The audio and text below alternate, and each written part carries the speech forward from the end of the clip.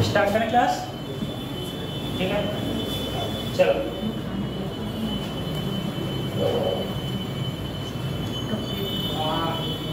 Last time पे I think Friday था, नहीं फ्राइडे था ना? हाँ, सैटरडे संडे छुट्टी रही है। फ्राइडे को हम लोगों ने पढ़ा था वर्क पावर एनर्जी के बारे में, हम लोग पढ़ रहे थे, ठीक है? अब वर्क पावर एनर्जी में हम लोगों ने क्या क्या पढ़ा था? वर्क पावर एनर्जी में हम लोग वर्क एनर्जी थ्योरम पढ़े थे। वर्क एनर्जी थ्योरम के बहुत सारे नंबर ऑफ क्वेश्चंस कराए थे। मैंने आपसे कहा था work done by friction force क्या होता है, उसको लेके भी क्वेश्चंस कराए गए थे। Work done by friction force, work energy theorem क्या होती है, उसको लेके भी क्वेश्चंस करवाए गए थे, उसको भी लेके बताया गया था, ठीक है? उन सब की हमने बात करी थी। और कुछ क्वेश्चंस थे जो हमने करे थे, ठीक है? पोटेंशियल एनर्जी, मैंने यहाँ पर पोटेंशियल एनर्जी सिर्फ आपको दो पढ़ाई थी। एक पढ़ाई थी ग्रेविटेशनल पोटेंशियल एनर्जी और एक पढ़ाई थी स्प्रिंग की पोटेंशियल एनर्जी, ठीक है? हाँ, स्प्रिंग की पोटेंशियल एनर्जी का फार्मूला क्या था? स्प्रिंग की पोटेंशियल एनर्जी हाफ kx², ठीक है?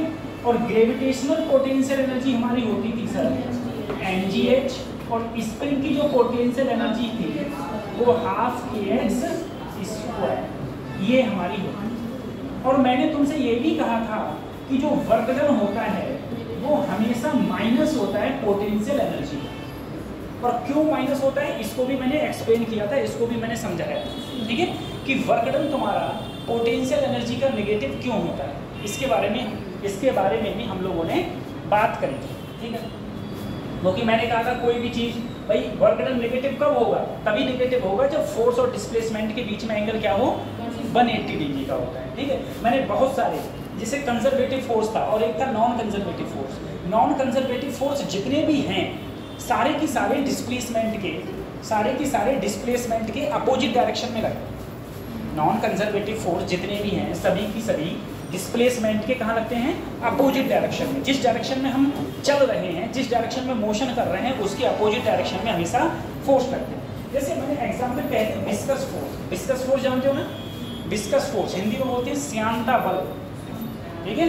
जो कोई भी मेरे पास में ब्लॉक है, अगर वो ब्लॉक में किसी लिक्विड में डाल दो, ठीक है, तो वो कहाँ जाता है? नीचे की ओर हो जाता है। नीचे जाता है तो उस पर एक ऊपर की ओर फोर्स लगता है, विस्कस फोर्स, जो होता था 6 पाई ईटा RV, ठीक है?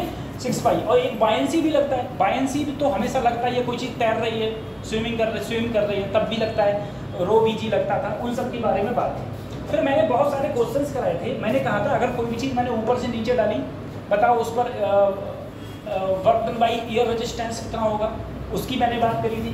उसके बाद में मैंने ये भी बात करी थी, अगर मुझे किसी भी ब्लॉक की वेलोसिटी पता है कितनी डिस्टेंस चल के रुक जाएगा, उसका भी फार्मूला क्या आया था? D = p²/μg, यही तो आया था। अगर मैंने कहा था कोई भी चीज़ ऊपर से डाली जाती है, अब यहाँ पर फ्रैक्शन है, इधर इंक्लाइन और h हाइट से अगर छोड़ी जाती है कोई ब्लॉक को, तो कितनी डिस्टेंस चल के रुक जाएगा, तो उसका भी फार्मूला क्या आया था? बताओ। D = क्या आया था? h/μ, ठीक है? इन सब क्वेश्चंस की हम लोगों ने बात करी थी। ये सारे क्वेश्चंस हमारे थे, ठीक है? हाँ, पोटेंशियल एनर्जी। अब पोटेंशियल एनर्जी का इलास्टिक पोटेंशियल एनर्जी मैंने कहा था work done by spring force क्या होता है? -1/2 kx²। और work done by applied force क्या होता है? +1/2 kx², ठीक है? उन सब की भी हमने बात करी थी, ठीक है? अब एक चीज है, मैं तुमसे कहूँ, देखो फोर्स का और पोटेंशियल एनर्जी, जैसे मैंने तुमसे बोला था, मैं सोचना पड़े, मैंने तुमसे एक बात बोली थी कि सर वर्क डन जो होता है वो हमेशा क्या होता है? माइनस पोटेंशियल एनर्जी, ठीक है? एक बात सोचो, अगर मैं यहाँ पर छोटा सा वर्क डन करूँ तो यहाँ पर छोटी सी क्या होगी, छोटी सी पोटेंशियल एनर्जी। अरे छोटा सा वर्क डन होगा तो छोटी सी पोटेंशियल। सर वर्क डन का हम सिंपल फार्मूला जानते थे, force into displacement, force into displacement, ठीक है। अब यहाँ पर अगर मैं माइनस डी, तो मैं अगर डी यू प्लस लूँ तो इधर माइनस से गुणा करा तो एफ डॉट डी आर, ठीक है। इस प्रकार से अगर हमको मान लो अगर हमको फोर्स पता है और हम उसका डिफरेंशिएशन कर दें आर के रिस्पेक्ट में, तो हमको क्या आ जाएगी, पोटेंशियल एनर्जी आ जाएगी, ठीक है।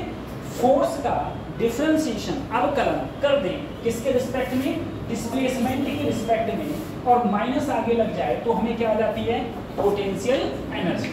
अगर इसी प्रकार से हम F को ऐसे ही रहने दें माइनस डी यू और नीचे क्या ले आए डी, ठीक है। अगर मुझे सॉरी यहाँ इंटीग्रेशन पता है और u है, अगर पोटेंशियल एनर्जी पता है और उसका डिफरेंशिएशन कर दें तो हमें क्या आ जाता है, फोर्स आ जाता है। लेकिन अगर हम फोर्स का इंटीग्रेशन कर दें, ये होता है इंटीग्रेशन बेटा, ठीक है, इंटीग्रेशन कर दें तो हमें क्या आ जाती है, पोटेंशियल एनर्जी। कोई बोल रहा है कुछ, तो हमें क्या आ जाएगी, पोटेंशियल एनर्जी आ जाती है, ठीक है। तो हमें पोटेंशियल एनर्जी हमको पता चलती है। देखो सिंपल सा यही चीज यहाँ लिखी हुई है। सर मैंने उस दिन बताया था, वो डंडे से बताया था तुम लोगों को, मैंने डंडे से बताया था कि डी आर तुम्हारा क्या होता है, क्या बताया था, D x D Y J plus D Z, ठीक है। ये मेरा होता है डी आर, ठीक है, डी आर।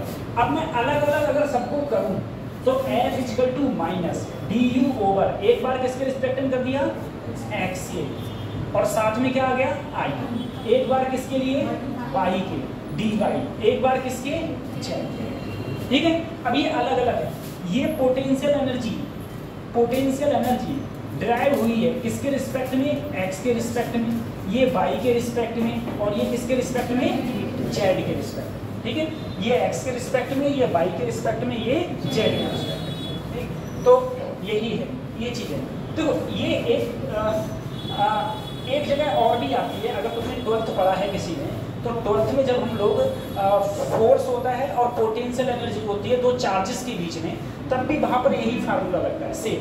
तो देखो तुमको कौन कौन से फार्मूला याद करने हैं, फिर से देखो। सबसे पहले तुम्हें याद करना है कि डी यू बराबर होता है माइनस एफ डॉट, ठीक है, डी यू बराबर minus F dot D M. अगर तुम माइनस एफ को लिखो F X I plus F Y J plus F Z के, डी आर को लिखो D X I plus D Y J plus D Z, ठीक है। अब आई का आई के साथ करेंगे माइनस ऐसे ही बाहर, यहाँ हो जाएगा F X D X plus F Y D Y plus F Z D Z, ठीक है। और इन सब में क्या हुआ है बेटा, इंटीग्रेशन। तो हमें यहाँ से मिलेगा पोटेंशियल एनर्जी। अगर मुझे देखना, अगर मुझे एफ पता है और मैं इंटीग्रेशन कर दिया तो मुझे क्या मिल गई, पोटेंशियल एनर्जी। लेकिन यदि मुझे पोटेंशियल एनर्जी पता है और मुझे फोर्स निकालना है, तो देखो मैंने इसी प्रकार से क्या करूँगा, अलग अलग करके पहले u का x के रिस्पेक्ट में डिफरेंशिएशन, फिर u का y के रिस्पेक्ट में डिफरेंशिएशन, u का z के रिस्पेक्ट में डिफरेंशिएशन, तब मेरे को क्या मिलेगा, मेरा फोर्स मिलेगा, ठीक है, फोर्स मिलेगा, ठीक है। तो इतना छोटा सा ये लिखो तो लिख लो। मैंने ये पीडीएफ भेजी थी ग्रुप में आपको, भेजी ना भेजी है, भेजी थी।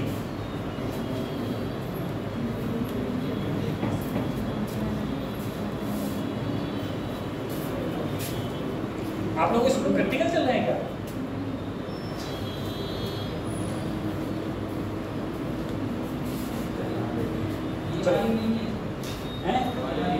ये नहीं भेजी थी, चलो मैं भेज दूंगा।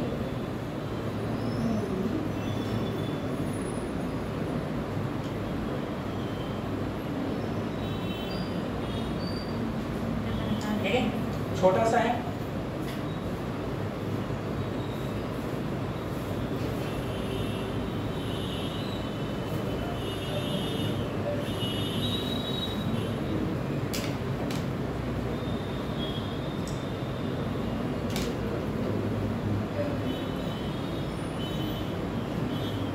खत्म करें इसको।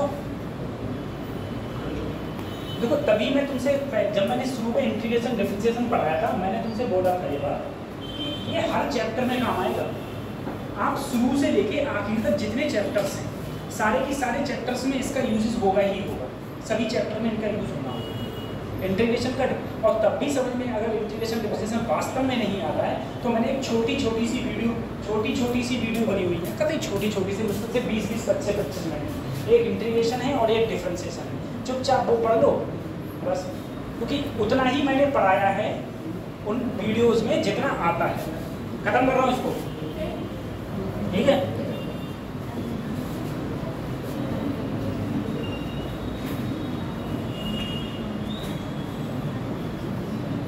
इसका एक क्वेश्चन कर लेते हैं। इधर देखो बच्चों, जैसे मान लो मुझे किसी क्वेश्चन में, सोचना, मुझे किसी क्वेश्चन में उसने पोटेंशियल एनर्जी दे दी। पोटेंशियल एनर्जी उसने कही जो है वो है x²/, ये मेरी पोटेंशियल एनर्जी क्वेश्चन में दे दी, ठीक है। इसको मुझे चेंज करना है। अगर मान लो तुमसे मुझे चेंज करना है पोटेंशियल एनर्जी को, किसमें, फोर्स में। अब देखो कैसे करेंगे। मुझे u दिया है, क्या दिया है, u।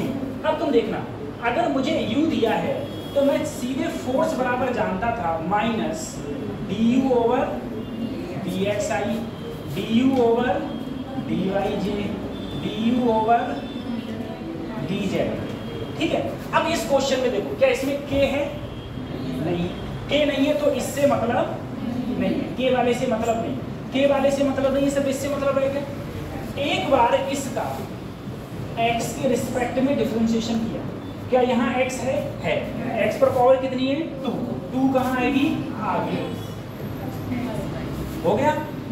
अब किसके रिस्पेक्ट में करूँ, y के रिस्पेक्ट में, क्या यहाँ y है, y पर पावर कितनी है, 1, तो 1 आगे आएगी, तो x², 1 में से 1 कम करो तो y की पावर, तो सिर्फ क्या बचा, उठा के यहाँ रख दिया। देखो माइनस ऐसे ही, इसकी वैल्यू क्या है, 2x/, साथ में क्या है, i, प्लस इसकी वैल्यू क्या है, x², साथ में क्या है, मेरा किस में कन्वर्ट हो गया, ये फोर्स में कन्वर्ट हो गया। सिंपल सा, ये कन्वर्ट जो हो गया मेरा, ये कन्वर्ट हो गया फोर्स में, ठीक है। करना क्वेश्चन फिर अगले का।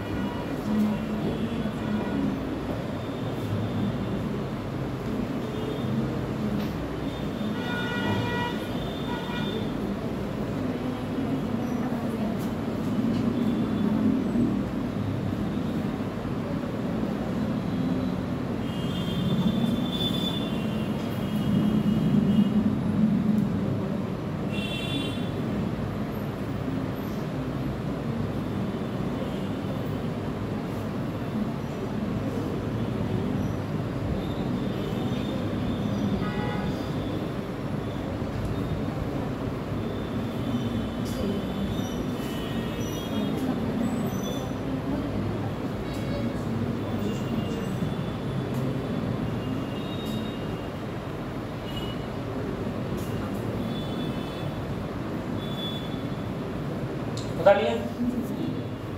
अब इसी प्रकार से मैंने एक क्वेश्चन और कहा तुमसे, मान लो बेटा मैंने तुम्हें पोटेंशियल एनर्जी दे दी, निकालना है 1/2 k x² y² plus z², ठीक है। ये क्या दे दी, पोटेंशियल एनर्जी, ठीक है।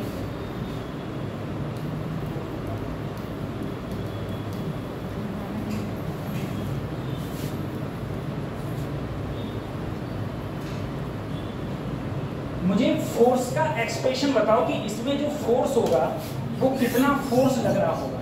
जैसे यहाँ पर ये किसके रूप में था, फोर्स के रूप में था, इसी प्रकार से यहाँ पर फोर्स के रूप में इसे कन्वर्ट करना है।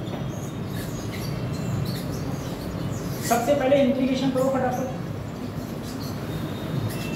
इंटीग्रेशन करो।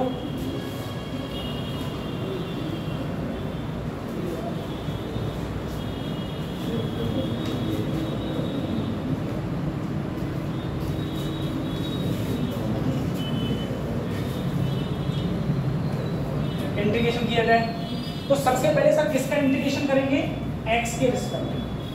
देखो 1/2 के ऐसे ही, क्या यहाँ पर x है x है तो x का अगले आएगा तो क्या हो जाएगा, एक पावर कम हो जाती है।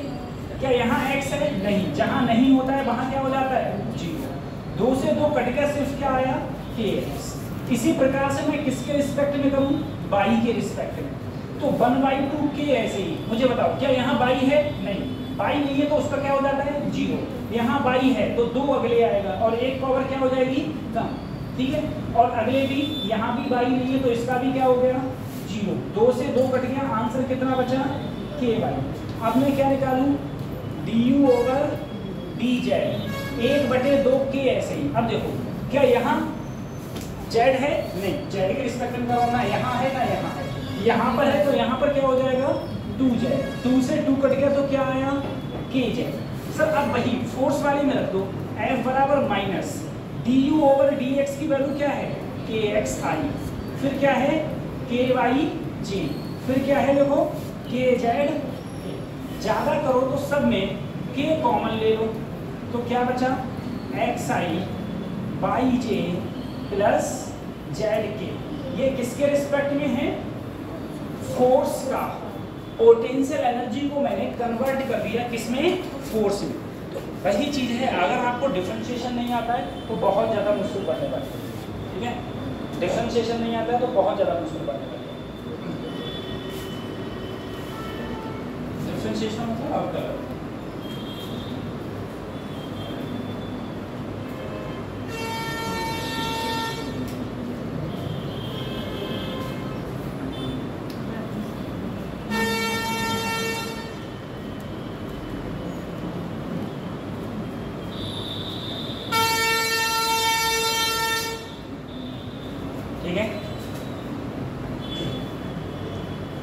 खत्म करें इसको।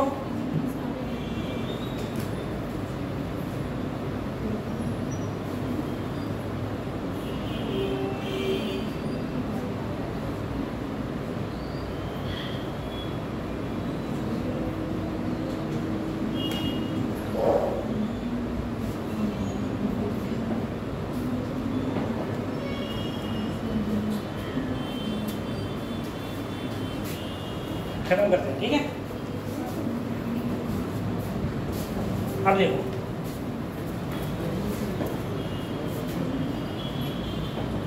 Work done in pulling a chain against gravity, इसको समझना। ए बच्चा लोग, सबसे पहले मैंने कहा मान लो मेरे पास एक टेबल है, ठीक है, कोई भी एक टेबल है, इस टेबल पर एक चैन पड़ी है,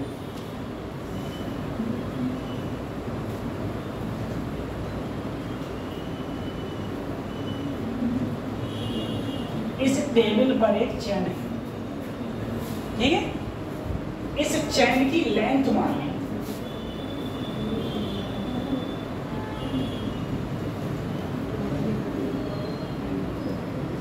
लेंथ मान ली कैपिटल है, और मास मान लिया पूरी चैन का कैपिटल है। पूरी चैन की जो लेंथ है, लंबाई है, वो मैंने कितनी मान ली, कैपिटल है। पूरी चैन की जो लेंथ है वो मैंने क्या मान ली, देखना कैपिटल है। पूरी चैन का जो मास है वो मैंने कितना मान लिया, कैपिटल। मैंने कहा मान लो जो ये x है वो नीचे की ओर हैंग कर रही है, लटक रही है। जो चैन है, पूरी चैन की लेंथ क्या है, कैपिटल है, पूरी चैन का मास क्या है, कैपिटल है। उस किसी टेबल से जो नीचे जो चैन लटक रही है वो कितनी लेंथ है उसकी, x।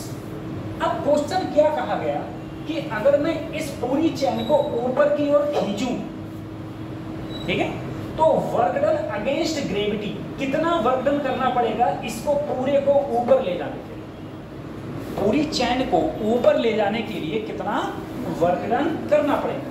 तो एक चीज हम लोग सिंपल जानते हैं, सर वर्क डन का फार्मूला होता है फोर्स इनटू डिस्प्लेसमेंट, सीधे समझिए हम लोग ये जानते हैं। अब देखो सर, अगर ये चैन नीचे लटक रही है तो जो ग्रेविटेशनल फोर्स है वो किसी भी बॉडी पर हमेशा क्या लगता है, mg, ठीक है। यहाँ जितनी भी चीजें हैं सब पर जो ग्रेविटेशनल फोर्स है वो कहाँ लग रहा है, नीचे की ओर mg लग रहा है। सोचना, अगर ये लटक रही है तो देखो पूरे का मास क्या है, कैपिटल। सर जो ये हैंग कर रही है इसका मास जाहिर सी बात है इससे कम होगा। मैंने इसका मास क्या मान लिया, m डैश, क्या मान लिया, मान लो जो ये लटक रही है इसका मास क्या मान लिया, m डैश, तो उस पर नीचे की ओर फोर्स कितना लग रहा होगा, m डैश। अब डिस्प्लेसमेंट कितना होगा, एक बात समझो, जैसे मैंने ये डंडा ही ले लिया, मान लो मैंने कहा बताओ इस डंडे की टोटल लेंथ l है, तो इसका वजन, इसका मास अगर स्मॉल m है तो ग्रेविटेशनल फोर्स नीचे की ओर mg लग रहा है, कहाँ से लग रहा है, सेंटर ऑफ मास से। हमेशा मास जो लगता है बेटा वो कहाँ लगता है, सेंटर ऑफ मास से। तो इसका सेंटर ऑफ मास कहाँ होगा, जस्ट बीच में, जहां पर जस्ट बीच में सेंटर ऑफ मास होगा। अब सोचना, हमें कौन सी चैन को ऊपर ले जाना है, जो ये लटक रही है, इसका सेंटर ऑफ मास कहाँ होगा, जस्ट कहाँ होगा, बीच में। जो जस्ट बीच में इसका सेंटर ऑफ मास होगा, अब देखना उसकी यहां से लेंथ क्या होगी बेटा, x बाई, अरे आधी तो होगी। इस बॉडी का जो मास है वो यहाँ लग रहा है, नीचे की ओर कितना लग रहा है सर, m डैश, मास m डैश माना था तो m डैश जी नीचे लग रहा है। अब इस बॉडी को मैं अगर ऊपर ले जाऊंगा तो मैं इसी यहाँ पर जो मास है उसी को तो ऊपर ले जा रहा हूँ, तो जो डिस्प्लेसमेंट हुआ मास का वो कितना हुआ सर जी, अरे फोर्स इनटू डिस्प्लेसमेंट, ये समझ आया, x/2 डिस्प्लेसमेंट। अब मेन टास्क तो हमारा ये रह गया कि सर इसका मास क्या होगा। देखो ये लीनियर है, और जो लीनियर मास डेंसिटी होती है ना, linear mass density, linear mass density को हम लोग लिखते हैं बच्चों लैम्डा से। एरियल मास डेंसिटी क्या हो जाएगी, सिग्मा। बालून डेंसिटी क्या होती है, रो। डेंसिटी तीन प्रकार की, linear lambda, areal sigma, volume rho. तो lambda equal to, lambda equal to बच्चों हो जाएगा मास अपॉन लैम्डा, पूरा मास अपॉन। अगर मैं इस m डैश का मान देखूं सर, देखना यहाँ, अगर मैं यहाँ पर m पूरा कैपिटल M लूँ तो लैम्डा इंटू L आ गया, लैम्डा इंटू यही तो आएगा। देखना बेटा, पूरा मास m, लैम्डा हो गई डेंसिटी, L क्या हो गई, पूरी लेंथ। अगर मुझे m डैश निकालना है तो लैम्डा ऐसे ही, जैसे पूरा मास m था तो पूरी लेंथ L थी, ऐसे ही अगर मैं इतना मास लिया हूँ m डैश तो लैम्डा ऐसे ही लेंथ ये लूंगा, कितनी, x लूंगा। अगर मैं यहाँ से लैम्डा की वैल्यू रखूं तो m अपॉन L इंटू ये मेरा मास है। फिर देखो सर डेंसिटी का फार्मूला मास अपॉन लेंथ, अगर मैं मास फिर क्रॉस मल्टीप्लिकेशन किया तो मास बराबर लैम्डा इंटू L। अगर सर पूरा मास लिया है तो पूरी लेंथ का ही तो मास था। इसी प्रकार से अगर मैं m डैश का लूंगा तो लैम्डा और लेंथ कितनी है इसकी, x, तो x उठा के ये वैल्यू मुझे यहाँ पुटअप कर देना। सर m डैश की जगह हो गया m by L into x, g ऐसे ही यहाँ क्या है x by, sir x square हो गया तो mg x स्क्वायर अपॉन सही है, सही है। अगर मैं किसी भी चैन को अगेंस्ट ग्रेविटी ऊपर ले जाऊंगा तो मुझे जो वर्क डन करना पड़ेगा उसका फार्मूला ये हो जाएगा mgx²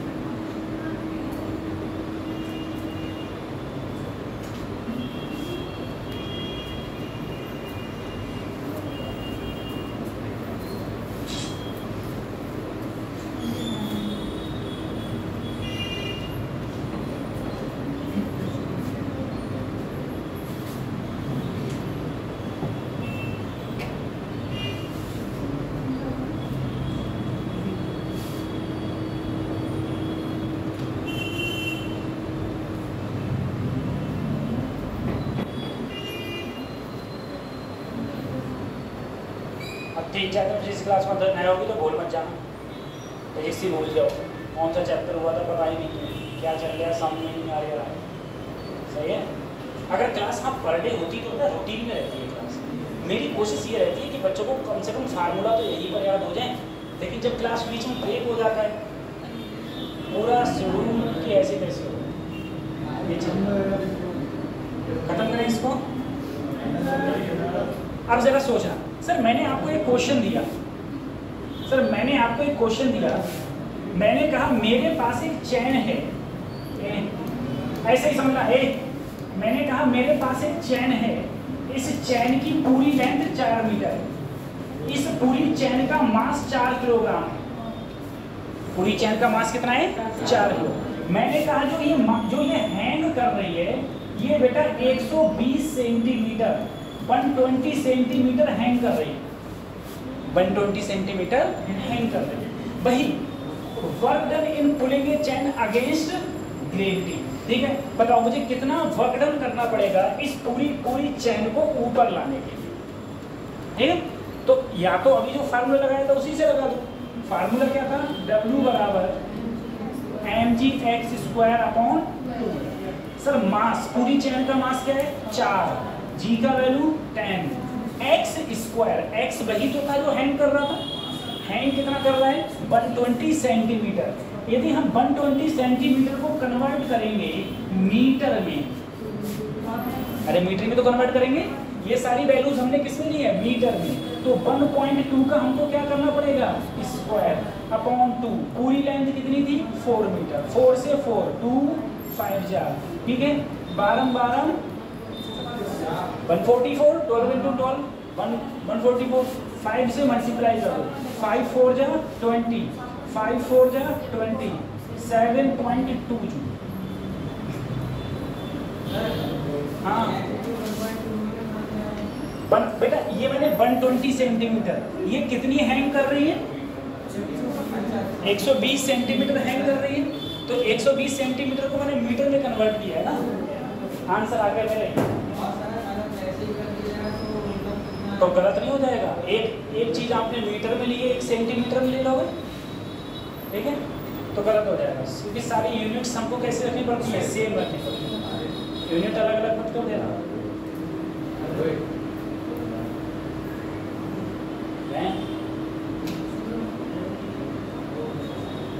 साइड हो जाएगा।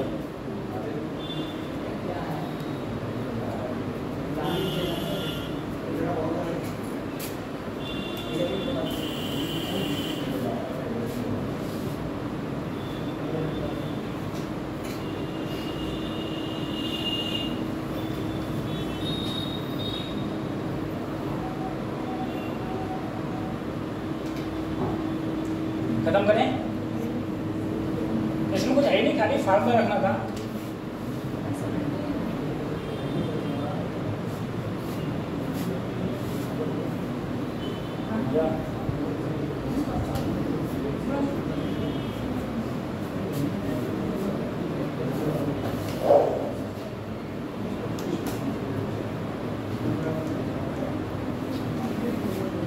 अगले बढ़े। अब बेटा देखो अगली चीज,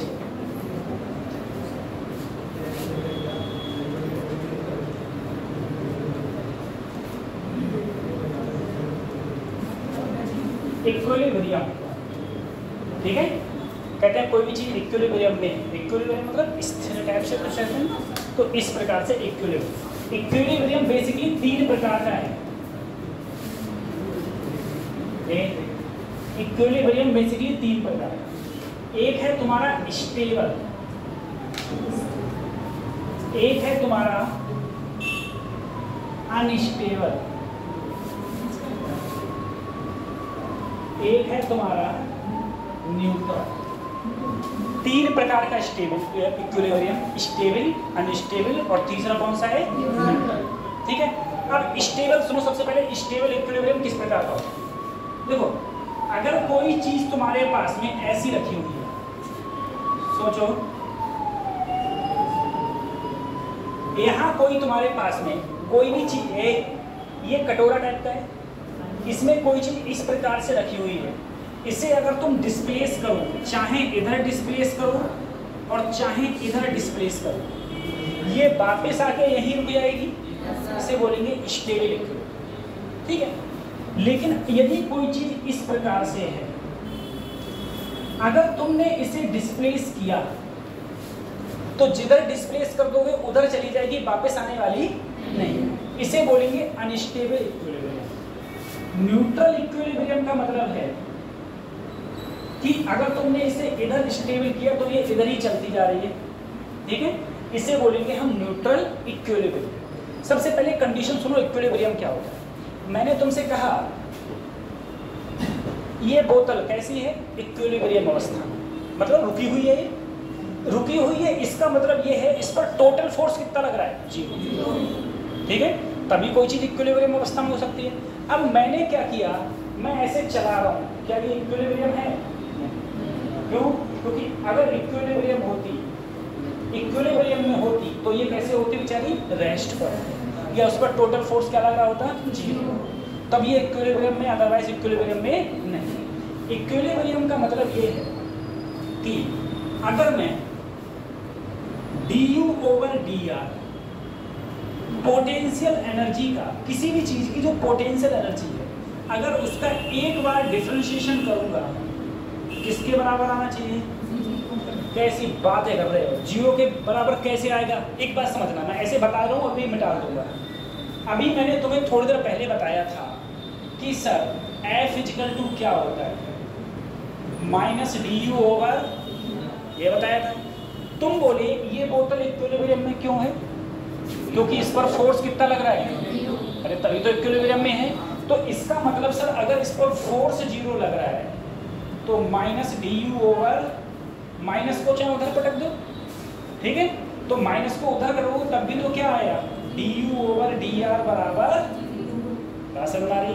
तो इक्विलिब्रियम का मतलब ही क्या है कि अगर मैं पोटेंशियल एनर्जी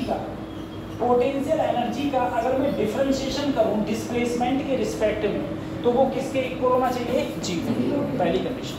चाहे वो ये हो चाहे वो ये हो, सभी के अंदर किसके बराबर हो, 0 के। लेकिन यदि मैं अगेन डिफरेंशिएशन कर दूं पोटेंशियल एनर्जी का, अगर मैं अगेन डिफरेंशिएशन कर दिया तो अगर ये स्टेबल है तो क्या आना चाहिए, ग्रेटर देन 0, और अगर ये अनस्टेबल है तो आना चाहिए लेस देन 0, और अगर मैंने अगेन डिफरेंशिएशन किया, अगर 0 के बराबर आया तो कौन सा कहलाएगा। अब देखो, अगर मैं पोटेंशियल एनर्जी का एक बार डिफरेंशिएशन करा, फिर मुझे कहाँ करना है, 2 बार। अगर मैं 2 टाइम्स डिफरेंशिएशन करूंगा डिस्प्लेसमेंट के रिस्पेक्ट में, और मुझे जो वैल्यू है वो ग्रेटर देन 0 है, यानी कि पॉजिटिव आई, तो कौन सा इक्विलिब्रियम होगा, स्टेबल। दूसरा, अगर नेगेटिव आई तो अनस्टेबल, और तब 0 के बराबर आई तो कौन सा होगा, सही है। अब एक बात, एक कंडीशन इसमें और है, एक कंडीशन इसमें ये बैठ जाती है सर इक्विलिब्रियम में, कि सबसे पहले जरा सोचना, ये जो मेरे पास बॉल है, ये मेरे पास जो बॉल है इसका सेंटर ऑफ मास बीच में होगा। अगर मैं इसे इधर ले जाऊं, मान लो मैं इसे घुमाते हुए यहाँ ले गया, तो इसका सेंटर ऑफ मास अब यहाँ आ गया। तो इसका जो सेंटर ऑफ मास है बच्चों देखो वो क्या हुआ, ऊपर की ओर शिफ्ट हुआ। कहाँ शिफ्ट हुआ? ऊपर। ठीक है, तो स्टेबल इक्विलिब्रियम में किसी बॉडी का सेंटर ऑफ मास ऊपर की ओर क्या होता है? शिफ्ट होता है। ठीक है, ऊपर की ओर शिफ्ट होता है। अब तुम यहाँ देखो, अगर इस बॉल को मैंने गिराया और मान लो ये गिर के यहाँ आ गई, पहले सेंटर ऑफ मास ये था, अब सेंटर ऑफ मास, अब इसका जो सेंटर ऑफ मास है वो कहाँ जा रहा है? नीचे की ओर शिफ्ट हो रहा है। लेकिन अगर मैं न्यूट्रल में देखूंगा, न्यूट्रल में इसका सेंटर ऑफ मास चेंज होने वाला नहीं है। सेंटर ऑफ मास ना ऊपर जाएगा और ना ही नीचे जाएगा। तो अगर किसी बॉडी का सेंटर ऑफ मास ऊपर की ओर मूव कर रहा है, ठीक है, ऊपर की ओर मूव कर रहा है, तो कौन सा होगा? स्टेबल होगा। नीचे की ओर अनस्टेबल होगा। और सेंटर ऑफ मास अगर मूव ही नहीं करेगा तो हमारा हो जाएगा न्यूट्रल। एक बार करेंगे सब में 0 0 0 0 है, इक्विलिब्रियम में है इसीलिए। लेकिन अगेन करेंगे तो 0 आ जाता है तो न्यूट्रल, अदरवाइज अनस्टेबल है तो लेस देन, और वैसा है तो इस प्रकार से क्वेश्चन हो जाता है। ठीक है, लिखना ऐसे फिर अगेन लिखो।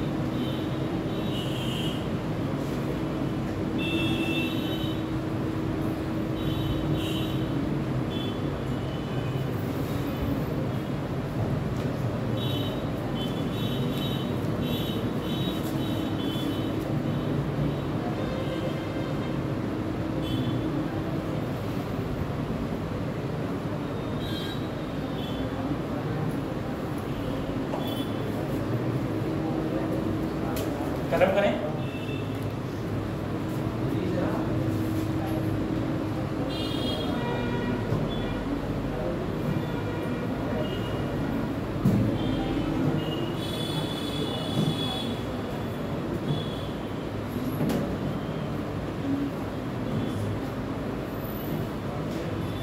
खत्म कर रहा उसको। ठीक है, देखो मैंने एक क्वेश्चन दिया तुमको, मैंने एक क्वेश्चन दिया u बराबर ax² माइनस bx। ये मैंने क्या दे दी? Potential energy. अरे u का मतलब क्या है? Potential energy. मैंने तुमसे पूछा find the position of equilibrium. मुझे इक्विलिब्रियम की पोजीशन बताओ। ठीक है, मैंने क्या पूछा? मुझे इक्विलिब्रियम की पोजीशन बताओ। अब बताओ क्या होगा?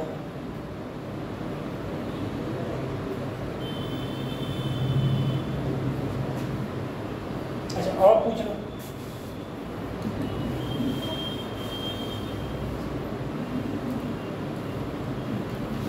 And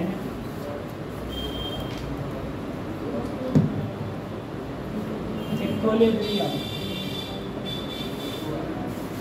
may be stable, unstable या फिर न्यूट्रल। तो सबसे पहले सर पोजीशन पूछे ना इक्विलिब्रियम की। पोजीशन का मतलब है दूरी। पोजीशन का मतलब क्या होगा? डिस्टेंस। अरे मैं तुमसे कहूँ पोजीशन क्या है? पोजीशन का मतलब ही डिस्टेंस होगा। अब जरा सोचो, सबसे पहले मैं एक बार इसका डिफरेंशिएशन करूँगा। किसके रिस्पेक्ट में? r के रिस्पेक्ट में। लेकिन यहाँ पर r के साथ में सिर्फ क्या है? x है, सिर्फ x है। तो मैं सिर्फ किसके लिए करूँगा बेटा? x के लिए। ठीक है, सिर्फ। अगर यहाँ पर बाई भी होता तो पहले एक्स के रिस्पेक्ट में फिर बाई के रिस्पेक्ट में, तो मैंने सिर्फ एक्स के रिस्पेक्ट में किया। अगर मैं एक्स के रिस्पेक्ट में करूंगा तो एक्स पर पावर कितनी है 2 आएगा अगले, तो क्या हो जाएगा 2ax, पावर क्या बचेगी 1, यहाँ पर सिर्फ क्या रह जाएगा b। और तुम बोले इक्विलिब्रियम की कंडीशन क्या है कि ये किसके बराबर हो 0, तो ये हो जाएगा 2ax माइनस b इधर आएगा प्लस का 2ax। तो अगर मैं यहाँ से x की वैल्यू निकालूं तो वो आएगा b अपॉन, तो ये पोजीशन है x बराबर अगर b अपॉन 2a है, x बराबर क्या है b अपॉन 2, तो बॉडी कैसे होगी इक्विलिब्रियम में होगी इस पोजीशन पर, ठीक है। अब पूछा है देखो स्टेबल है कि अनस्टेबल, तो देखना du ओवर dx मेरा क्या आया था 2ax माइनस, अगर मैं अगेन डिफरेंशिएशन करूं, अगेन डिफरेंशिएशन, तो सर जी इसका क्या हो जाएगा 2a और उधर क्या हो गया।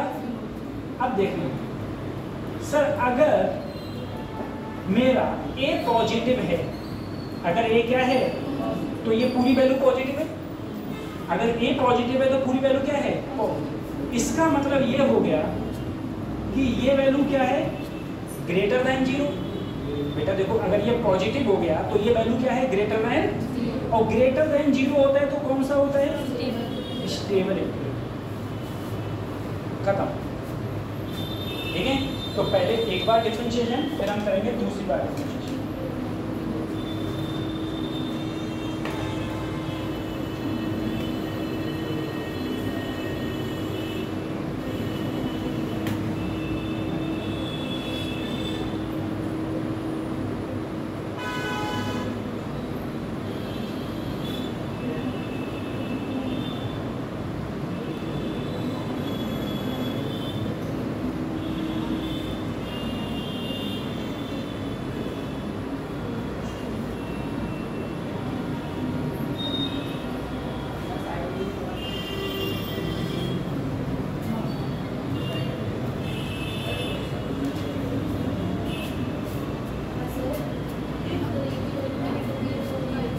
तो अनस्टेबल हो जाएगा।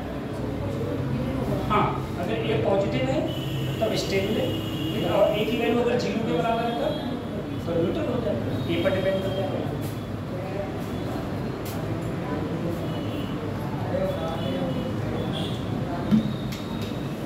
ये तो बता दो आप में पावर ज़्यादा है कि जेसीबी मशीन में, क्यों कैसे बताया तुमने कि जेसीबी मशीन में ज़्यादा पावर है ऐसे कंपेयर टू तुम्हारा? कोई ना कोई कारण तो होगा ना।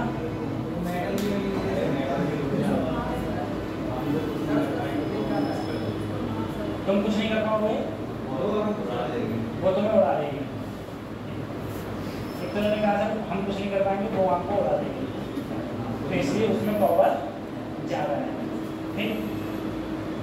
तो एक सिंपल सा फॉर्म है, हम लोग पावर को अच्छे, चलो ठीक है, जेसीबी मशीन में ज़्यादा पावर है या किस तरह जेसीबी मशीन में ज़्यादा पावर है?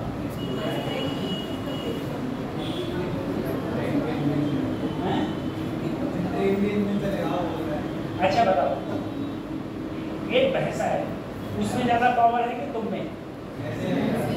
क्यों अभी तुमको उड़ा देगा, अभी सीधा साधा है बेचारा, कभी नहीं मारता है, उड़ा देगा।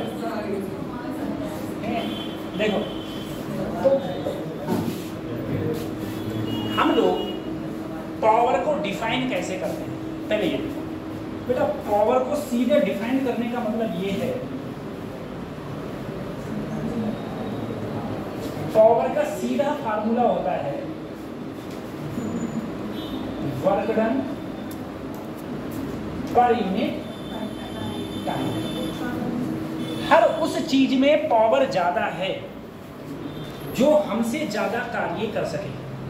जैसे मैंने कहा मैंने 1 घंटा दिया, मैंने कहा आदमी को भी गड्ढा खोदना है और एक जेसीबी मशीन को भी खोदना है, तो जाहिर सी बात है जेसीबी मशीन ज़्यादा मट्टी को बाहर निकाल देगी, ठीक है, तो उसमें ज़्यादा वर्क डन ज़्यादा करेगी एक पर्टिकुलर टाइम में। तो जो भी चीज़ ज़्यादा वर्क करे उसकी पावर क्या होती है ज़्यादा होती है। ठीक है, उसकी पावर ज्यादा होती है। तो पावर बराबर क्या होता है, वर्क डन अपॉन टाइम।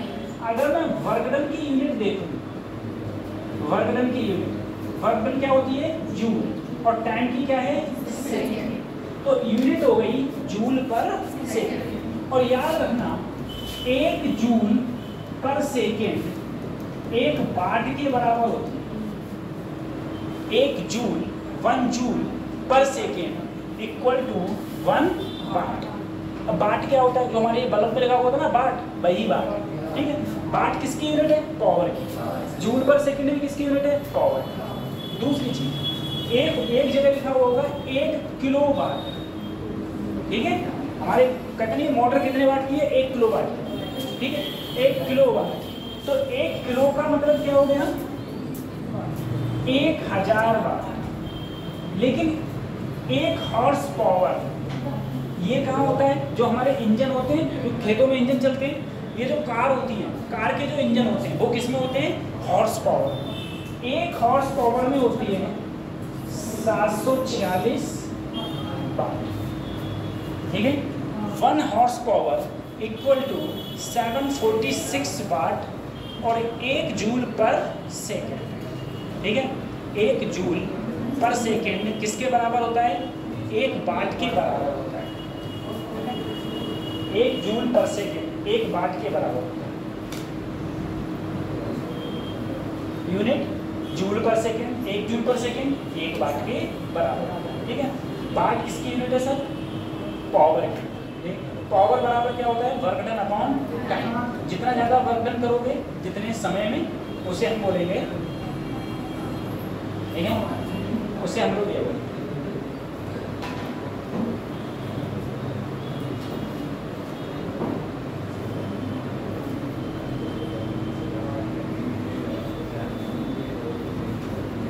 तो खाना वाना खाया बच्चों, खाना वाना खा के आया करो। खाना खा के नहीं आए हो, कितने बजे स्कूल चले गए थे सुबह,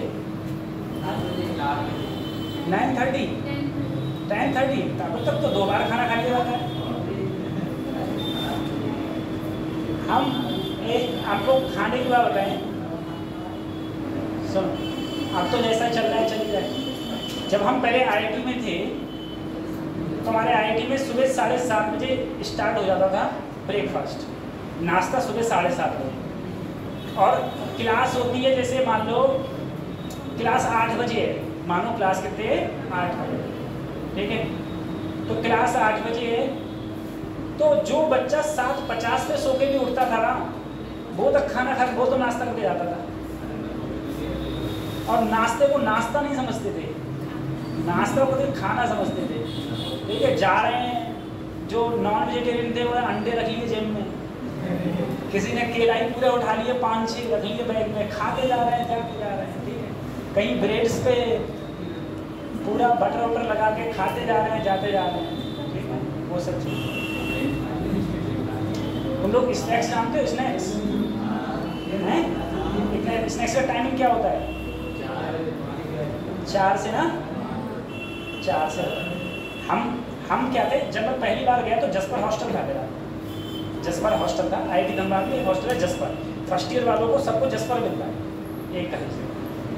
तो उसमें हमने नाश्ते का शेड्यूल देखा, तो नाश्ते के शेड्यूल में था स्नैक्स।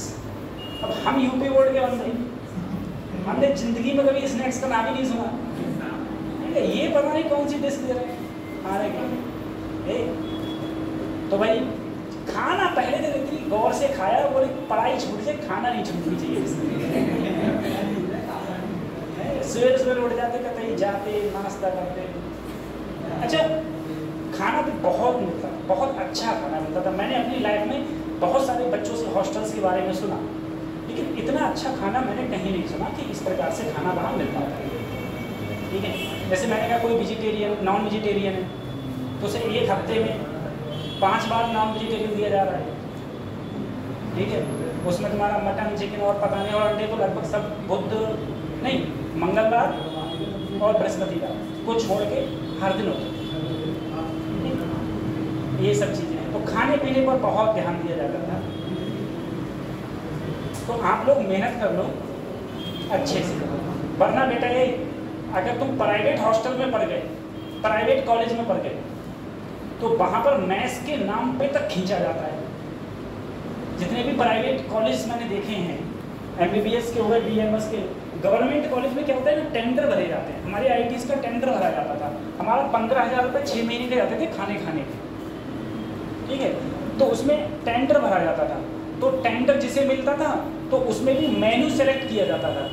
अब जैसे मान लो आपकी क्लास है, आपकी क्लास से हम ये कहते हैं आपको क्या क्या खाना है, और हम आपसे ही कहें कि आपको कौन कौन सी चीज़ खानी है, और मटेरियल भी आपसे सेलेक्ट करवाए कि आप दूध पियोगे तो अमूल का पियोगे कि मदर डेयरी का पियोगे, बटर खाओगे तो कौन सी कंपनी का बटर खाओगे, आटा खाओगे तो कौन सी कंपनी का होगा, अब चावल तो मोटा खाओगे पतला खाओगे, ठीक है। हालांकि दोनों टाइप का बनता था, मोटे लोग, बंगाली लोग मोटे खाते थे, बंगाली लोग मोटा चावल खाते हैं, बंगाल और उड़ीसा, ठीक है। और नॉर्थ इंडियन मोटा नहीं खाता चावल, उसे कभी पतला होना चाहिए, ठीक है। ये चीज़ है, तो ये सब चीज़ें डिसाइड करती हैं, ये सब चीज़ें डिसाइड करती हैं आपके कॉलेज के ऊपर, ठीक है। और खाना अगर ख़राब भी हो जाता था तो हम कंप्लेन कर देते थे, तो उसकी बहुत ज़्यादा सुनवाई होती थी। नहीं तो मैं बहुत ज़्यादा सुना हूँ, जैसे आपके जो कॉलेज है, सो गया, आपका कॉलेज है, तुम्हारे कॉलेज में तो मैं ऊपर से नीचे सबको जानता हूँ, एक दही से। हर साल मुझसे बच्चे पढ़ते हैं, हर साल नवोदय का एक बैच निकालता हूँ मैं, हर साल नवोदय का वो बैच नहीं लगाता हूँ। जो बच्चे इस बार जो 10th में हैं उनको पढ़ाया सबको, 10th में है जो 9th जो पास किए हैं 10th वाले उनको पढ़ाया, ऐसे 12 वाले बच्चों को पढ़ाया, उनका 1-2 महीने के लिए बैच लगता है। तो मुझे पता है तुम्हारे में क्या है, अगर तुम्हें खाना खराब भी मिलता है तब भी उसकी कोई शिकायत नहीं होती है, तो प्रिंसिपल कहाँ सुनने वाले हैं, सुनते हैं बच्चे वगैरह नहीं सुनते हैं कुछ।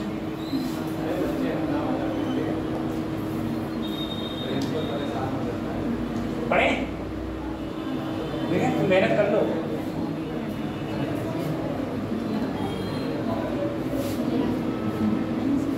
एक बात समझो बच्चों, वही मैं तुमसे कह रहा हूँ, देखो एक बात जरा समझो, खुद तुम लोग दिमाग लगाओ। मैं तुमसे क्लियरली कह रहा हूँ कि सिलेक्शन मैं नहीं दिलवाऊंगा तुम्हें, और सिलेक्शन कोई टीचर नहीं दिलवा सकता, ठीक है।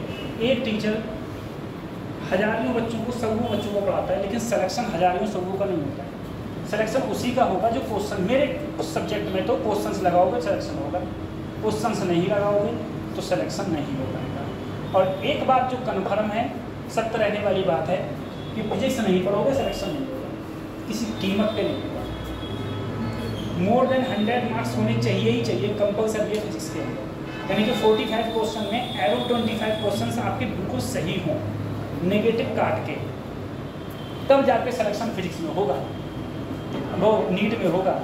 और तुम सोचो कि हम फिजिक्स नहीं पढ़ेंगे, खाली बायोलॉजी या और सब्जेक्टों के दम पे हम सिलेक्शन ले लेंगे, पॉसिबल ही नहीं। और फिजिक्स में इतने क्वेश्चन तब ठीक हो पाएंगे जब आप लोग खुद घर पे बैठ के क्वेश्चंस लगाओ, ठीक है। और ज़्यादा से ज़्यादा टेस्ट तो बहुत ही ज़्यादा मैंने रखा है।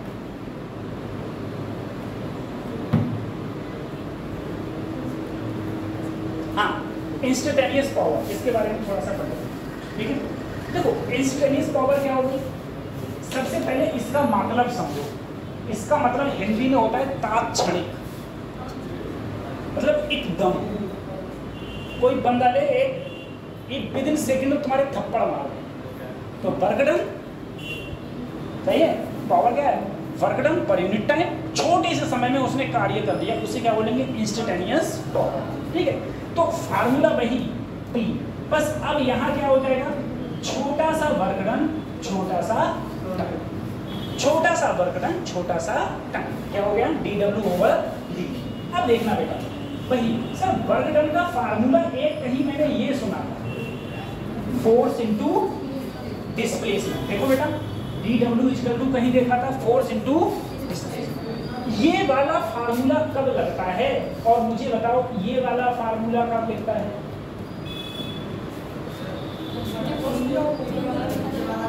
ये कब लगेगा, जब फोर्स कांस्टेंट, और ये लगेगा जब फोर्स वेरी कर रहा हो, फोर्स चेंज हो रहा है, ठीक है। तो अगर मैं यहाँ पर ये लगाऊँ P इक्वल टू, देखो बेटा dW की जगह मैंने रखा F.dr अपॉन, सर मैं सीधे जानता हूँ dr/dt होती है मेरी वेलोसिटी, क्या होती है, तो सर अगर मैं यहाँ रखूँ पावर, फोर्स ऐसे ही, और यहाँ क्या हो गई वेलोसिटी, यहाँ क्या हो गई वेलोसिटी, ठीक है। डॉट प्रोडक्ट, अगर मैं डॉट प्रोडक्ट को खत्म करूँगा तो एफ बी एंगल क्या आता है, डॉट प्रोडक्ट खत्म होता है तो एंगल आता है कॉस थीटा, जहाँ थीटा क्या है angle between force and velocity. Force और वेलोसिटी के बीच में जो एंगल है वो तुम्हारा क्या है कॉस थीटा, ठीक है, एफ बी कॉस थीटा। अब एक बात और, सबसे पहले मुझे बताओ वर्क डन कैसी क्वांटिटी है, वेक्टर की स्केलर, वर्क डन कैसी क्वांटिटी है स्केलर, वर्क डन कैसी क्वांटिटी है। तो याद रखना दो वेक्टर प्रोडक्ट का, दो वेक्टर्स का डॉट प्रोडक्ट हमेशा क्या होता है स्केलर। जैसे मैंने वर्क डन में बताया था बेटा, ये फोर्स भी वेक्टर है और डिस्प्लेसमेंट भी क्या है वेक्टर, दोनों का डॉट प्रोडक्ट क्या कहलाएगा स्केलर। इसी प्रकार से यहाँ पर भी देखो फोर्स इनटू वेलोसिटी, अरे वेलोसिटी भी क्या है वेक्टर और ये भी क्या है वेक्टर, तो दो वेक्टर क्वांटिटीज का डॉट प्रोडक्ट फिर से क्या कहलाएगा स्केलर, ठीक है। तो पावर भी क्या है तुम्हारी स्केलर क्वांटिटी, पावर क्या है हमारी स्केलर क्वांटिटी, ये भी हमारी स्केलर क्वांटिटी, ठीक है। अब पावर के फार्मूला सुनो, पावर का फार्मूला, पहला पावर का फार्मूला सर मैं ऐसे एक बार देखो यहाँ पर, पहला पावर का फार्मूला सर पावर बराबर एक तो वर्क डन अपॉन टाइम, दूसरा force into velocity, dot product खत्म करेंगे तो एफ बी कॉस, ठीक है। दो फार्मूला मेरे पास में होना चाहिए, ठीक है। एक तो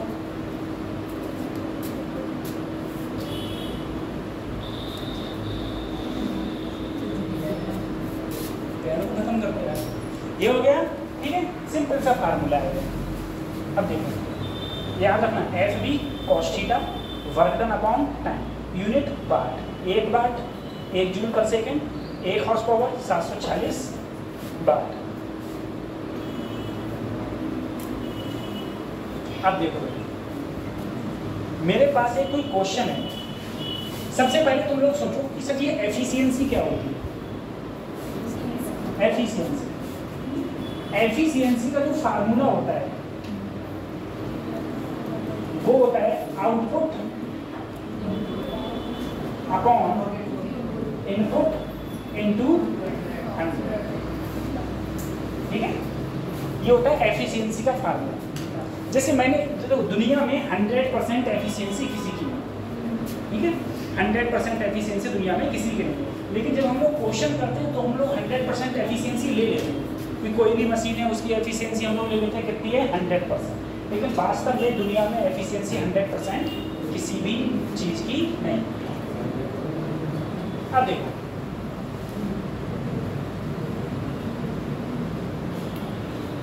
एक बात समझ आना, हम लोग ये बोले,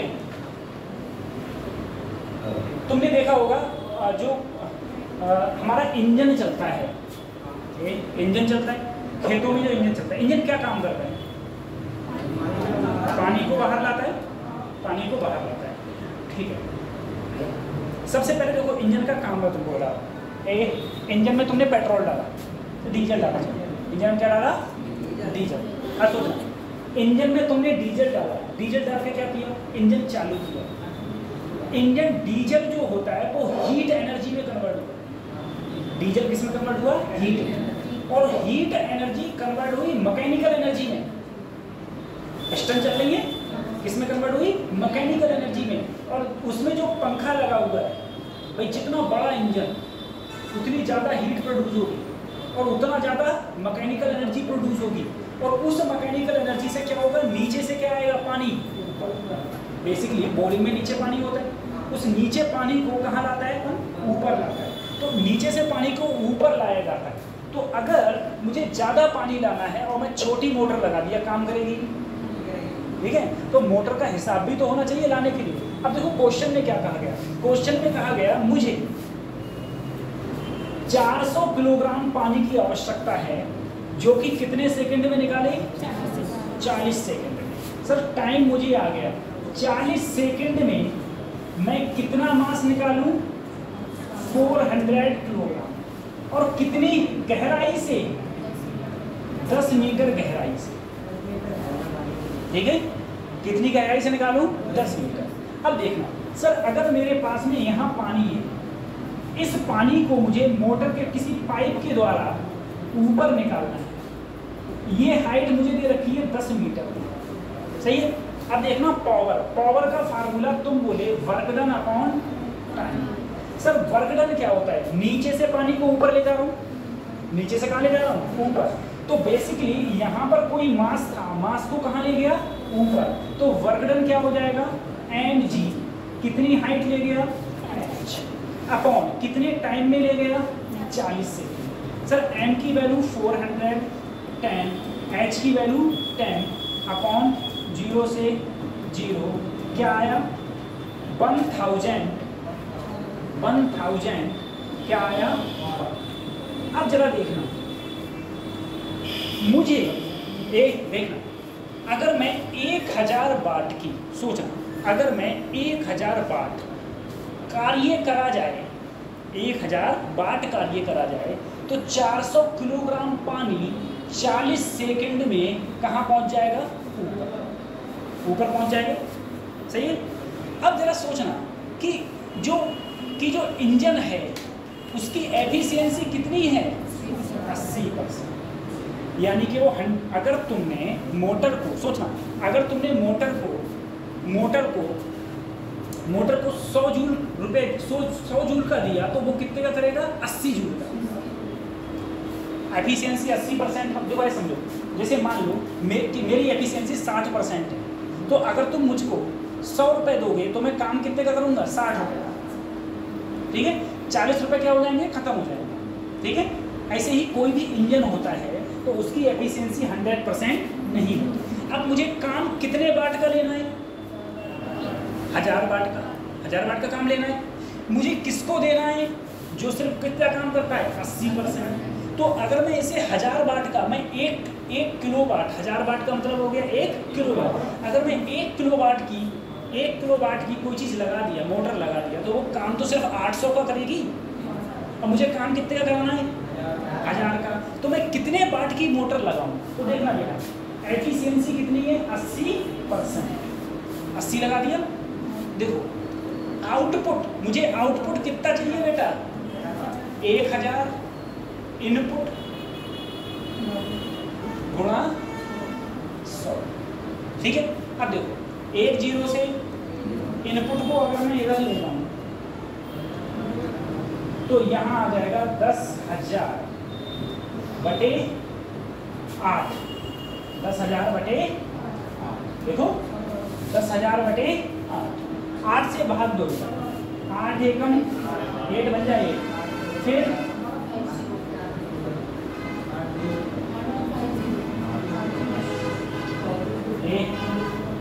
कितना, इधर देखो, तो मैं कितने वाट की बैटरी लगाऊं, 1250 वाट की बैटरी लगाऊं, वो मोटर लगाऊंगा, 1250 वाट की मोटर लगाऊंगा, तो वो कितना कार्य करेगी, 1000। और 1000 से मेरा जो भी वाटर है वो कहाँ मिलेगा, मुझे ऊपर आ जाएगा। सही है, वो कहाँ जाएगा, ऊपर। सही है, बता हो गया। सरल क्वेश्चन।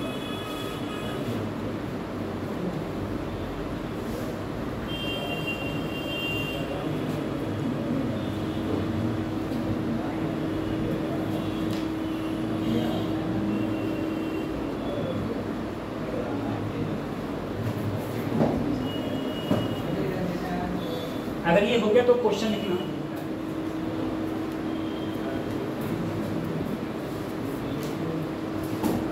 अच्छा, तुम मुझे एक क्वेश्चन का जवाब और दो।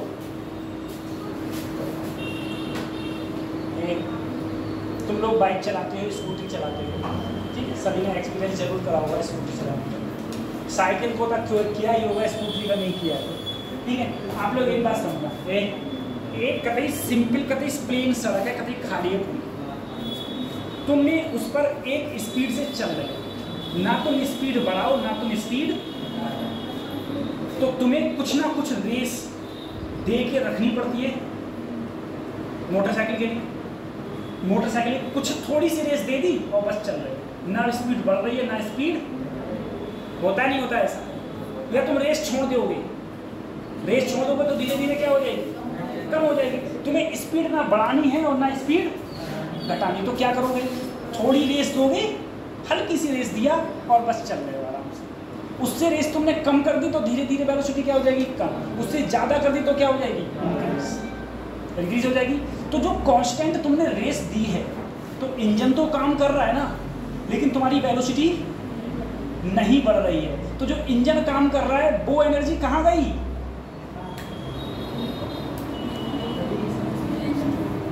वो अच्छा एक बार बताओ, अगर तुमने रेस देना बंद कर दिया तो गाड़ी क्यों रुक गई नहीं? अगर तुमने रेस देना बंद कर दिया तो गाड़ी, या साइकिल में तुमने पेडल मारना बंद कर दिया तो साइकिल क्यों रुक गई? फ्रिक्शन की वजह से। फ्रिक्शन फोर्स कहाँ लग रहा है, पीछे, तो वर्डन कहाँ हो रहा है, पीछे। अगर मान लो अगर फ्रिक्शन हो ही ना, तो क्या साइकिल की स्पीड कम होगी? नहीं होगी ना। अब तुम सोचो इसी बात, अगर तुमने फ्रिक्शन है और फ्रिक्शन पीछे लग रहा है और तुम उतना ही एनर्जी या उतना ही कार्य आगे कर दो, तो पीछे लगने वाला आगे खत्म हो जाएगा, तो जिस वेलोसिटी से चले उसी से चलती रहेगी। समझ आ रहा है? यही कारण होता है जब तुम थोड़ी सी रेस देते हो मोटरसाइकिल को, तो वो रेस जो वर्कडन हुआ इंजन द्वारा, वो वर्कडन पीछे लगने वाले फ्रिक्शन के क्या होता है, बराबर। तो इसीलिए आगे लगने वाला पीछे वाले के कैंसिल आउट हो जाता है, और जिस स्पीड से चल रही है गाड़ी उसी स्पीड से चलती है। ठीक है, एक क्वेश्चन लिखना, ऐसे ओरली क्वेश्चन लिखना।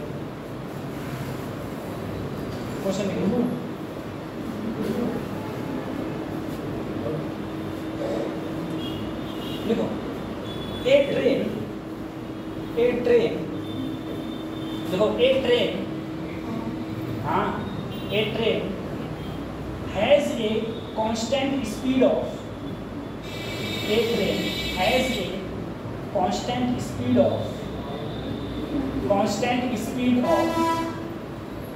40 meter per second. 40 meter per second. 40 meter per second. If resistive force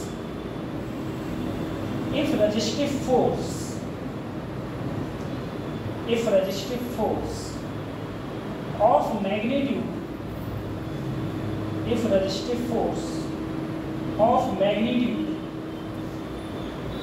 3 into 10 की पावर 4 न्यूटन, 3 into 10 की power 4 Newton, find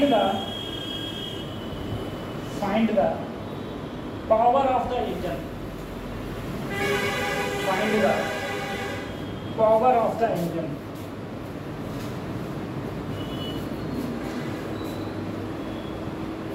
Find the power of the engine. सोचो, अब मैंने इसमें तुम्हें क्या दिया है? सबसे पहले सर वेलोसिटी दे दी, और क्या दे दिया? फोर्स दे दिया। भाई रेजिस्टिव फोर्स, जितना पीछे फोर्स लग रहा है उतना ही तो आगे लगा दूं, तो कांस्टेंट वेलोसिटी रहेगी। तो वही सर, अब तो कुछ है ही नहीं, पावर का फार्मूला क्या लगाऊंगा, फोर्स इंटू वेलोसिटी इंटू, भाई इंजन फोर्स कहाँ लगाएगा, आगे, और मूव भी कर रही है आगे। फोर्स कितना बताया मैंने, 3 है, 3 इंटू 10 की पावर, वेलोसिटी कितनी बताई है, 4, और दोनों आगे चल रहे हैं, एंगल क्या हो गया, 0। ठीक है, 4 3 जा 12 इंटू 10 की पावर 4, ठीक है, या 1.20 इंटू 10 की पावर 6 बार। ठीक है, अगर किलो में लोगे तो 1200 गुणा 10 की पावर 3 बार, और 10 की पावर 3 क्या हो जाएगा, किलो बार। ठीक है, ये आंसर आ गया, सिंपल सा। फोर्स दे रखा था, वेलोसिटी दे रखी थी, मैंने इस टाइप से क्वेश्चन हैं, कुछ भी लिख दो, 12 × 10⁵ मीटर।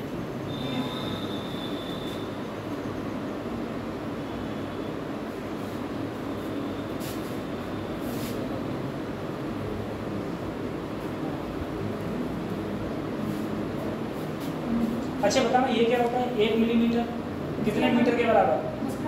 10 की घात ठीक है, 10 की घात माइनस, और ये 10 की घात माइनस, और ये माइनस, और ये 10 की घात माइनस, और ये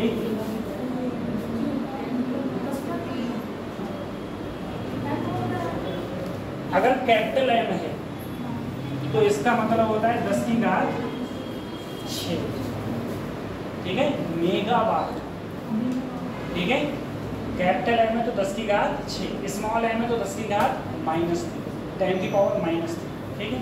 एंगस्ट्रॉम तो पता है 10 की पावर -10, ठीक है। नैनोमीटर पता है, पिकोमीटर पता है, इन सब की बात है।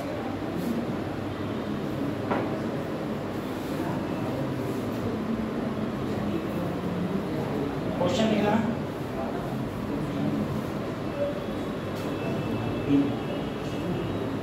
क्वेश्चन लिखो। A pump PUMP, a pump can take out, a pump can take out, a pump can take out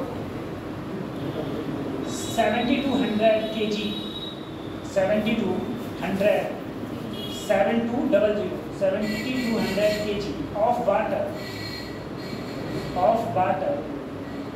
per hour from the well, WELL, well, 100 meter deep, 100 meter deep. Calculate the power of the pump. Calculate the power of the pump. Calculate the power of the pump if efficiency is 50%. If efficiency is 50%. आप सोचो sir, pump की efficiency रहती मैंने 50%, मैंने कहा 70 to 100 kg water पर second ऊपर की ओर जाते हैं, पर कितने में? 1 आवर। कतई सेम पहले की तरह क्वेश्चन है, मुझे बताओ एफिशिएंसी क्या होगी, मतलब कितना हम पंप कितना वाट का लगाएं, पंप कितने वाट का पंप लगाएं जो कि हमें इतना पानी अपन को बाहर ऊपर चाहिए।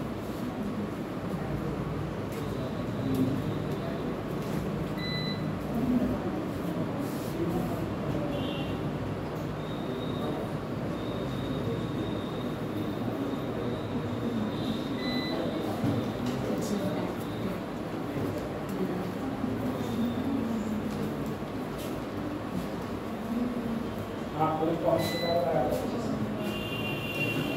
हमारे कितने नहीं आएगा, कौन सी किताब लगाएगा?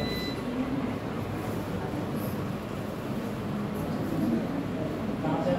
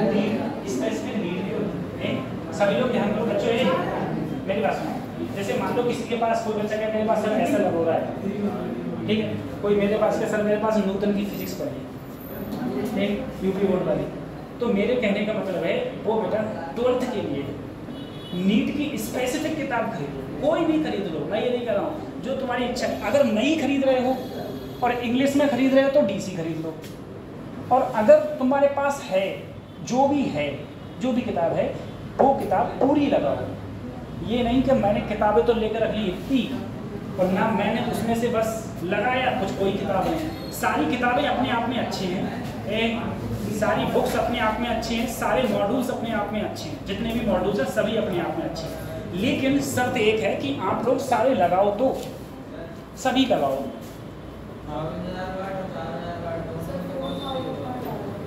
कौन सा सही होगा? 4000 बार पता नहीं है, 4000 आगे 4000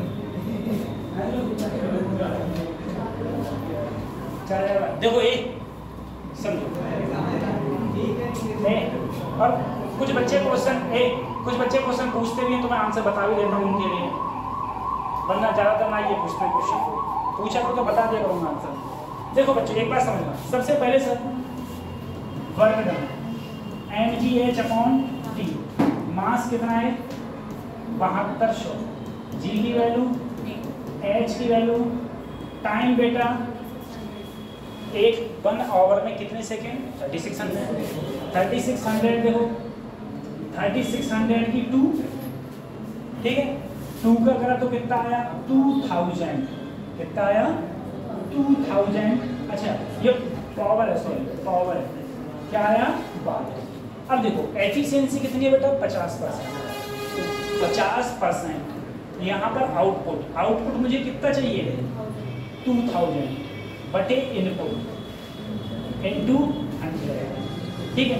तो अगर मैं इनपुट निकालूं 52 आंसर क्या आ गया 4000 वाट। 4000 का वाट का मतलब चाहे मैं लिख सकता हूँ 4 किलो, सिंपल सा आंसर हो गया।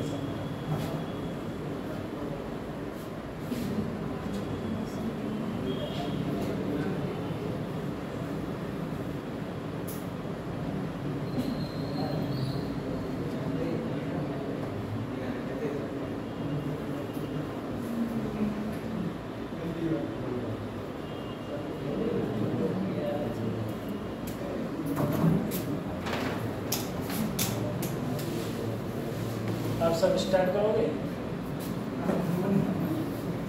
ठीक है, ये सिंपल सा आंसर है। अब देखो जब मैंने वर्क डन स्टार्ट किया था, हो गया, जब मैंने वर्क डन स्टार्ट किया था, ठीक है, तो वर्क पावर एनर्जी सबसे पहले वर्क के कितने फार्मूला, वर्क के 2 formula, work done force into displacement, ये या फिर एफ डी कॉस, ये वाला कब लगेगा और ये कब लगेगा, ये कब लगेगा जब फोर्स और डिस्प्लेसमेंट मैग्नीट्यूड में हो, ठीक है, और ये तब लगेगा जब फोर्स और डिस्प्लेसमेंट वेक्टर के फॉर्म में हो, इस फॉर्म में हो, वेक्टर के फॉर्म। अच्छा, और ये दोनों फार्मूला तब लग रहे थे जब फोर्स तुम्हारा क्या था, अगर मेरा फोर्स को वैरी कर गया तो मेरा वर्क डन का फार्मूला यहाँ पर चेंज होके एफ डॉट डी आर हो जाता था, फोर्स इनटू डिस्प्लेसमेंट। मैंने इस क्वेश्चन में कहा था कि जिस फोर्स के कारण वर्क डन रहेगा मैं वही वाला फोर्स लगाऊंगा। जैसे मुझे कहा जाए work done by friction force, तो मुझे दुनियादारी से मतलब नहीं है, मुझे सिर्फ फ्रिक्शन फोर्स से मतलब है, ठीक है। जो फ्रिक्शन फोर्स पीछे की ओर लग रहा है मुझे सिर्फ उससे मतलब है, बाकी जितने फोर्स लग रहे हैं उनसे मतलब। मैंने कहा था बेटा फोर्स होते हैं कंजर्वेटिव में जैसे ग्रेविटेशनल फोर्स कंजर्वेटिव था, स्प्रिंग फोर्स था, इलेक्ट्रोस्टैटिक फोर्स था, ये सारे फोर्सेस से, ये सब कैसे मेरे कंजर्वेटिव। और कंजर्वेटिव फोर्स के कारण कंजर्वेटिव फोर्स जो होते हैं, कंजर्वेटिव फोर्स पाथ पे डिपेंड नहीं करते, इस पे डिपेंड करेंगे वो सिर्फ डिस्प्लेसमेंट। और डिस्टेंस पर कौन से फोर्स डिपेंड कर जाएंगे? नॉन कंजर्वेटिव फोर्स डिस्टेंस पे डिपेंड करता है, ठीक है। नॉन कंजर्वेटिव फोर्स जो होते हैं उस पर डिपेंड करते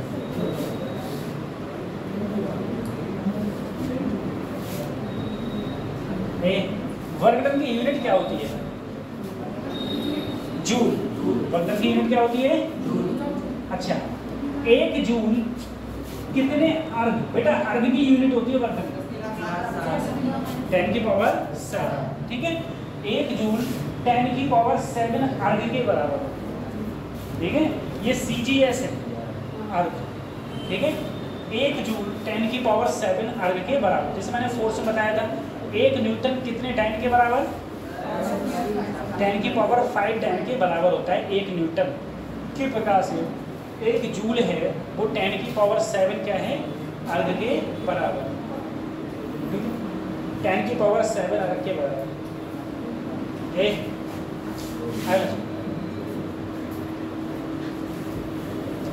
आज एक बात तुम लोग समझो, आज एक बच्चा आया मेरे से कह रहा है कि सर जी अगर ऐसा ऐसा करें तो ऐसा ऐसा फिजिक्स में हो जाता है ना, नीट का स्टूडेंट था।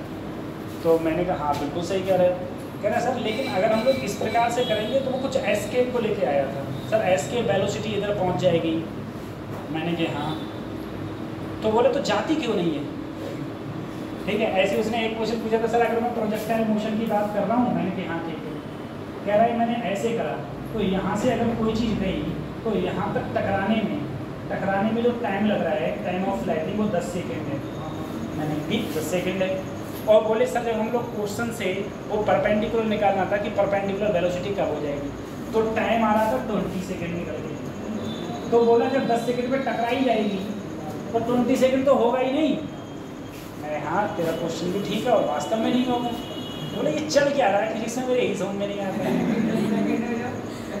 तो मैंने कहा बेटा ऐसा है, जो फिजिक्स है वो तुम्हारे कोर्स में 90% फिजिक्स गलत है। एक्चुअल रियलिटी से 90% फिजिक्स गलत है। हमने कहा हम आपको 1D पढ़ाते हैं, 2D पढ़ाते हैं, सब गलत है। रियलिटी कुछ और है, होता कुछ और है। ठीक है, तुम लोगों को ये पढ़ा के भेजा जाता है कि यहाँ से कोई चीज़ तो मैं हल्की और भारी गिराऊँ, दोनों सेम वेलोसिटी से गिरेंगे। सेम से नहीं गिरेंगे, अलग अलग से गिरेंगे। हम लोगों को ग्रेविटी पढ़ाई जाती है और रियलिटी ये है।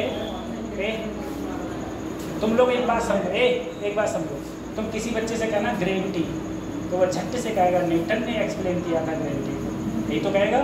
और कहेगा नीचे की ओर होता है ग्रेविटी, नीचे गिरती है। लेकिन रियलिटी ये है, ग्रेविटी नाम की चीज़ इस दुनिया में एग्जिस्ट ही नहीं करती। ग्रेविटी चाहिए नहीं, कुछ नहीं है ग्रेविटी, ठीक है।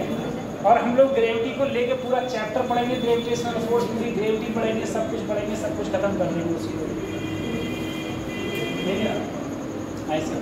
ऐसे हमने मोशन की इक्वेशन को लेके क्वेश्चंस करे थे, और ये है मोशन की इक्वेशन का कोई फंडा ही नहीं है किसी प्रकार से, कोई चीज़।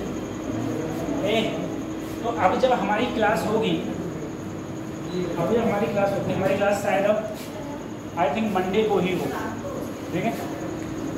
इस मंडे के बाद अब अगले मंडे को ही शायद क्लास होगी। आज मैं NLM के कुछ क्वेश्चंस कराऊंगा, जैसे उस दिन मैंने कराया था, ऐसे मैं आज 15 क्वेश्चंस कराऊंगा NLM के, ठीक है। तो क्लास में आ जाएं 8:30 बजे एग्जैक्ट, मैं टाइम बता दूंगा, जस्ट एग्जैक्ट आ जाएं। हो सके मैं आज 8 बजे क्लास में, ठीक है। 8:30 बजे क्लास में? अरे नहीं, मैं बहुत लेट हो जाता हूँ। मैं बता दूंगा उतने बजे मैं क्लास लूँगा, 15 क्वेश्चंस कराऊंगा, दमदार होके, सही है। और मैं एक चीज़ और स्टार्ट कर रहा हूँ अब, ठीक है। जो मेरा चैनल है उस पर मैंने वीडियोज़ डालता था मैं पहले, अब मैं फिर से वीडियो डालना स्टार्ट करूँगा, chapter wise chapters, numbers of question के हैं।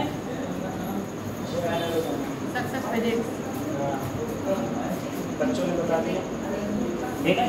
तो सभी लोग क्वेश्चंस को करें ज़्यादा से ज़्यादा।